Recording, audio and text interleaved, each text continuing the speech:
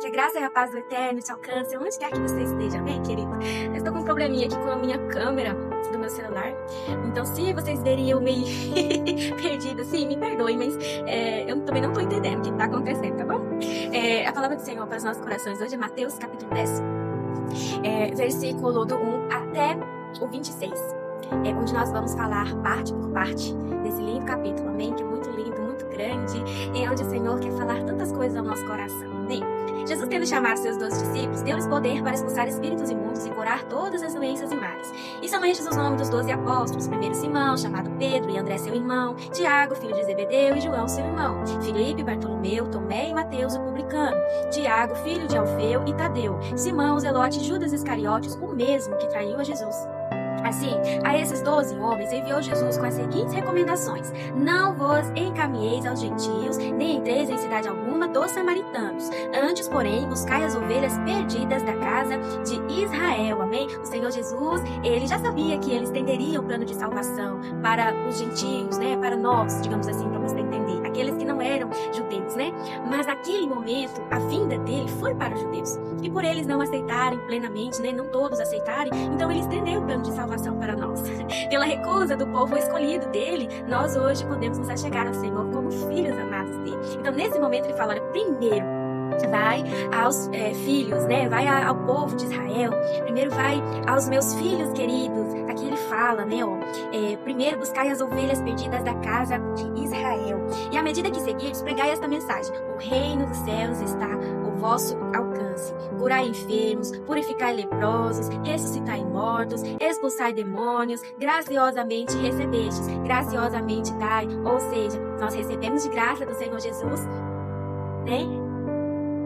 Olha só, fica aparecendo um negócio na minha tela aqui, meu Deus do céu. E de graça nós recebemos da parte do Senhor, e de graça nós devemos dar. Ou seja, o dom da palavra foi dado de graça, então não devemos cobrar para dar a palavra. Né? Recebemos o dom de curar, não devemos cobrar para curar as pessoas, porque nós recebemos de graça. Né? Tudo aquilo que o Senhor nos deu, nós devemos oferecer ao outro com muito amor, sem a intenção de ganhar em cima dessa pessoa. Amém? Uma coisa é ela receber ofertas de amor, porque ela precisa pagar as contas dela. Muitas pessoas, elas trabalham totalmente na obra do Senhor, né? Então ela precisa comer, vestir, ela precisa, né, de coisas, né? Então ela recebe ali oferta, tem pessoas que recebem salário, né?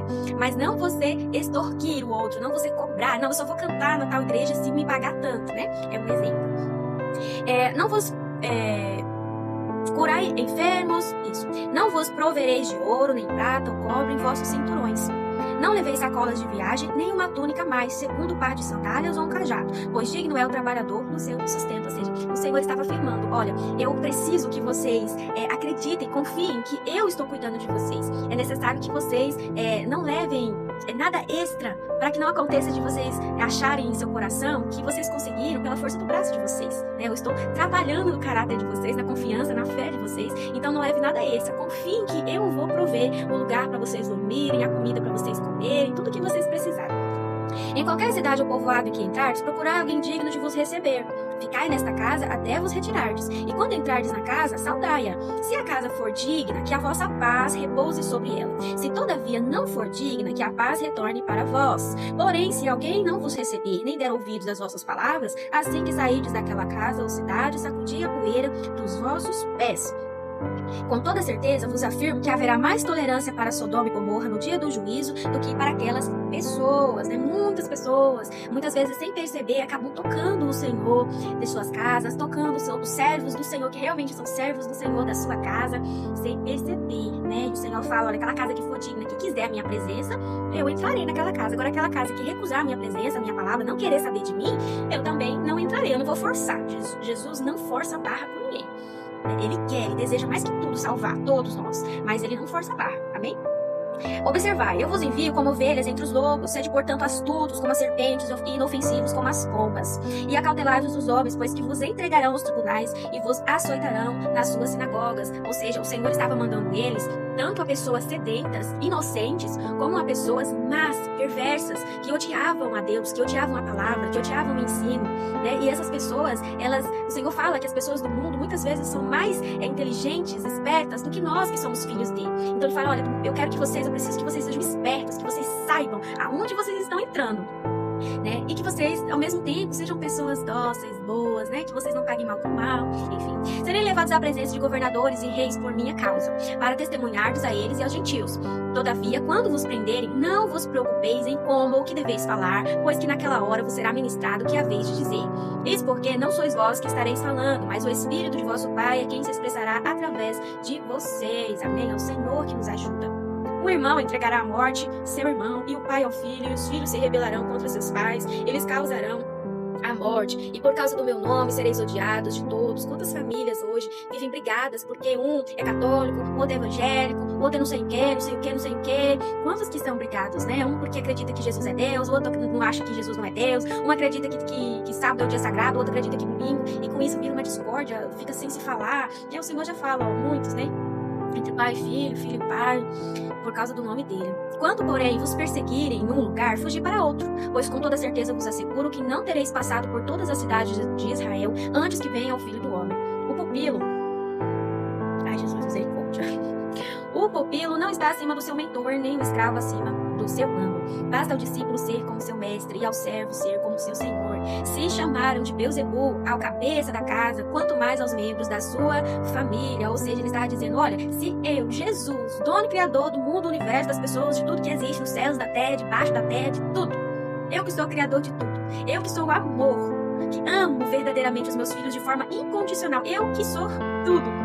Eu que estou aqui para poder pagar por eles o sacrifício que eles não conseguiriam pagar por seus pecados. Eu estou aqui me dando em troca de pagar os pecados deles. E eu já estou sofrendo. Eu que poderia ter, eu estou sendo perseguido de todo jeito, sendo chamado de servo do diabo, né? E eu que estou fazendo tudo que é bom, que é perfeito, que é agradável, eles me odeiam, né? E eu que posso fazer, ter o melhor conforto do mundo, que posso ter tudo o que eu quiser. Eu estou aqui tendo uma vida de humildade, de santidade, de oração, de renúncia, né? Então, o que dirá vocês? Aí que vocês têm que ser mais ainda do que eu estou sendo agora. Entretanto, não os temais, nada há escondido que não venha a ser revelado, nem oculto que não venha a se tornar conhecido. Amém? Quantas coisas lindas o Senhor ministrou nesta mensagem, né? E como é importante nós entendermos que não é só nós recebermos da parte do Senhor e sair à torta e à direita querendo fazer a obra. Tudo tem um processo. Veja que os discípulos, eles andaram com Jesus por 3 anos. Eles aprenderam, eles viram muita coisa.